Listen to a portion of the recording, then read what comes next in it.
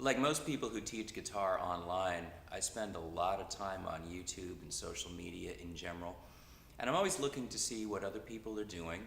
And I'm reading posts and I'm reading comments and things like that.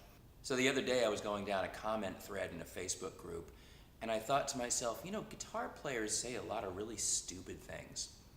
The single stupidest thing that guitar players on the internet say is, well, I don't know anything about that, so you don't need to either. Now, hopefully, the absurdity of that comment speaks for itself, right? But I see this over and over and over again. The second stupidest thing that guitar players on the internet say is if you don't do what I do the way I do it, you're doing it wrong, or you're not serious about learning how to play the guitar. Now here's my perspective on both of these things. As far as I don't know that, so you don't have to know it either. Like I said, that ought to speak for itself. Nobody knows everything. And as long as I've been playing the guitar, it's 36 years now, I've learned how to do a lot. I know a lot. I will never pretend to know everything, and I will never pretend that the things I don't know aren't worth knowing. As far as you have to do it the way I do it, there's definitely fundamental information that I think everybody ought to have. There's fundamental skills everybody ought to have if you want to be able to function playing most types of music. There are things that I think are just plain awkward. If I'm trying to play the guitar like this, you'll probably agree that it doesn't look right. If I'm trying to play a chord like this, you're probably going to agree that that looks awkward, and it is.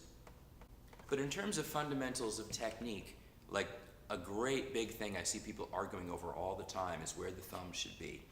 And you must keep your thumb down in the middle of the neck at all times. Well, that's more or less true in most situations, except when I'm playing an open position chord like this, my thumb is over the top of the neck, my hand is relaxed, my wrist is perfectly straight, there's nothing wrong with that.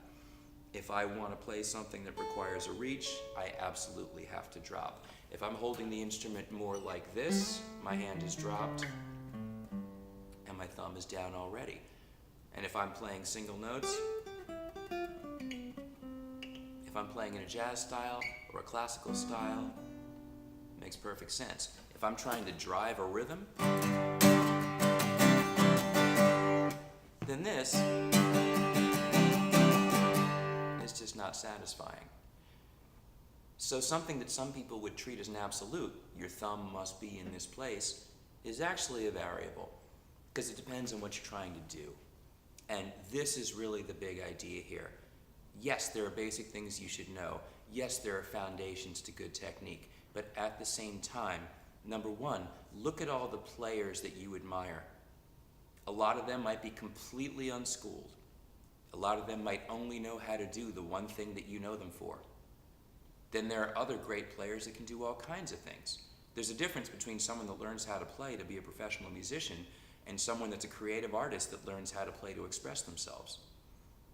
There are people with really basic technique that are world famous and made music that changed the world. So if that's what you go on to do, I am not going to criticize you for not being able to play this chord or that chord or knowing what a pentatonic scale is or whatever it is. Those people are able to tap into something and explore the instrument and find their own way of playing. If that's you, do that. That's fantastic. If you want to go further than that and learn the fundamentals so that you can learn to play what other people did, that's fantastic.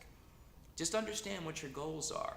If you do want to learn to have facility, to be the type of player that can choose to play X, Y, or Z, this style or that style, this song or that song, then yes, the more you practice in different areas, the more technique you develop, the more you know, every bit of that is going to help you. That makes you well-rounded, versatile, and it means that whatever comes your way in a playing situation, you're equipped to handle. But if you're not that, it doesn't mean you're not serious about playing your instrument and learning how to make music.